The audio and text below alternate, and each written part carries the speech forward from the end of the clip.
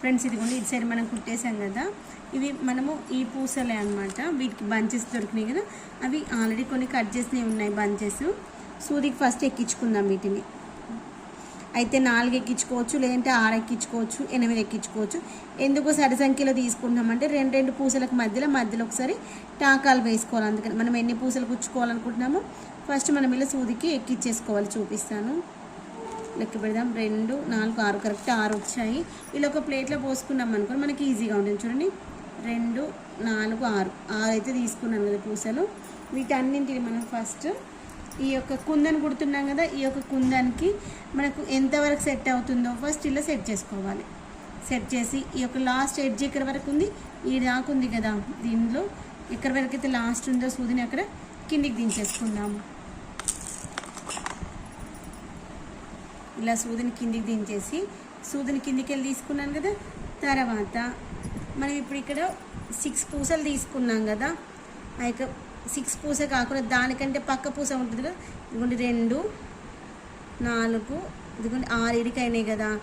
దానికంటే ఒక పూస బ్యాక్ సైడ్ నుండి సూదిని పైకి లేపాలి. ఎందుకు అంటే మనం సేమ్ అదే ప్లేస్లో తీసుకుంటే ఆ దారం మనకి పుచ్చుకున్నటువంటి ఒక 6 పూసలు ఉన్నాయి కదా, అవి బంచిలాగా బయటకు వస్తాయి. అలా కాకుండా కొంచెం బ్యాక్ సైడ్ పూస నుండి వెనకాల పూస నుండి సూదిని పైకి తీసి ఇలా ప్రతి పూస మధ్యలోకి వెళ్ళి మళ్ళీ సూదిని బయటకు తీసుకొచ్చుకోవాలి. చూస్తున్నారు, నేను సూది ఈ యొక్క పూసల మధ్యలోకి వెళ్ళి బయటకు తీసుకొచ్చాను. ఇక్కడ మీకు కుందని కిందికి వెళ్ళిపోయింది పూసలు. ఇదిగోండి ఇలా పూసల మధ్యలోకి వెళ్ళి తీసుకొచ్చిన తర్వాత ఇప్పుడు మళ్ళీ గట్టిగా సూదిని దారంలో లాగేసిన తర్వాత సూదిని ఒకసారి ఇలా కిందికి పెట్టేసి, చూసారా, ఇలా సూదిని కిందికి పెట్టేసుకున్న తర్వాత ఇప్పుడు ఏం చేయాలంటే మనము సూదిని ఒకసారి గట్టిగా టైట్గా లాక్కోవాలి. లేదంటే లూజ్గా వస్తే పూసలు గుర్తుపెట్టుకోండి. కింద మనం చెక్ చేసుకుంటూ ఉండాలి వేరే దానికి మనం సెట్ అవుతుందా లేదా.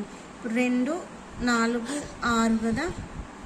ఇదిగోండి ఫస్ట్ ఈ యొక్క 2 పూసలు ఉంది కదా, దాని నుండి సూదిని పైకి లేపేసి సూదిని ఎక్కడ పైకి లేపినా అదే ప్లేస్ దానికి ఆపోజిట్లో ఇట్లా కిందికి వేసేసేయండి. అంటే అక్కడ లోపల మధ్యలో దారం మనం బయటకు అన్నాం కదా, దాని నుండి అది నాటు పడిపోతుంది, గుర్తుపెట్టుకోండి.